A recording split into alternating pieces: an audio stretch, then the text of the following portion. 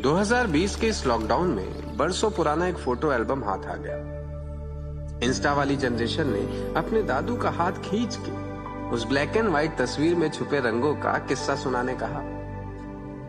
मुस्कुराते दादू ने अपने पर्स में रखी तस्वीर को निहारते अलमारी में रखा रिकॉर्ड निकाल ग्राहम फोन पे दिल के तार छेड़ने वाली धुन को बजाने का। फिल्म पतिता का वो गीत, याद किया दिल ने कहा हो तुम, मानो 1950 के दौर में फिर ले गया। बाहर बरसती बारिश, आंखों में हल्की हल्की नमी, चाय की चुस्कियों के साथ घुल सबका स्वाद गया और कहानी शुरू हुई।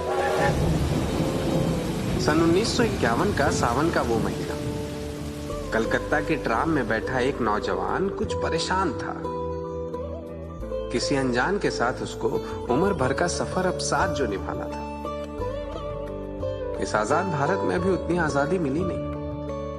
7 जन्म की कस्में खाने के पहले बस एक बार हावड़ा ब्रिज पर खड़े हो झालमुड़ी साथ खाना था, पर तब ये ख्यालों में ही मुमकिन था। उन दोनों की भी शुरुआत कुछ ऐसी हुई थी। उसकी 18 और उसकी 17 साल पार होते ही ₹1.25 के शगुन से रिश्ता पक्का हो चुका था। दोनों के अरमान तो थे मोहब्बत के कुछ हसीन रंग देखने के। मासूम भोला मन ना जाने क्यों दोनों को डराया जा रहा था। दोनों ने देखा भी नहीं था एक दूसरे को। बाबा से, माँ से सुन लिया था एक दूसरे के बारे में और मन में तस्वीर बना ली थी। शादी के दिन भी तो मुंह पे घूमता और चेहरे पे मुकुट झालर का पर्दा। विदाई की रस्म का एक हफ्ता सदियों जितना लंबा लग रहा था। वैसे छुप छुप के फिल्मों में देखा वैसे ही प्यार करना था। राज कपूर और नरगिस जैसे इश्क को जी भर के जताना था। संदेश फुचका खाते खाते गंगा तीर घंटों वक्त बिताना, ये सब एक सपना सा था।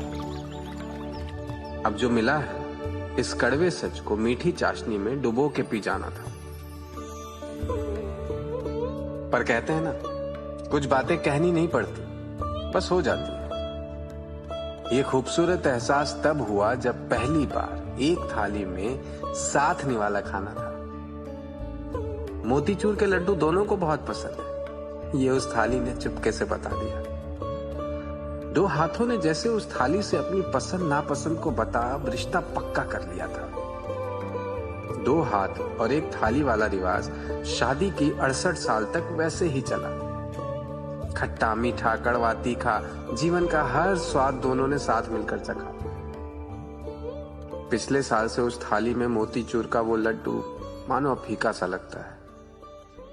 लेफ्ट और राइट स्वाइप वाले इस दौर में भी ऐसे प्रेम का निवाला खाने को अब दिल तरसता है।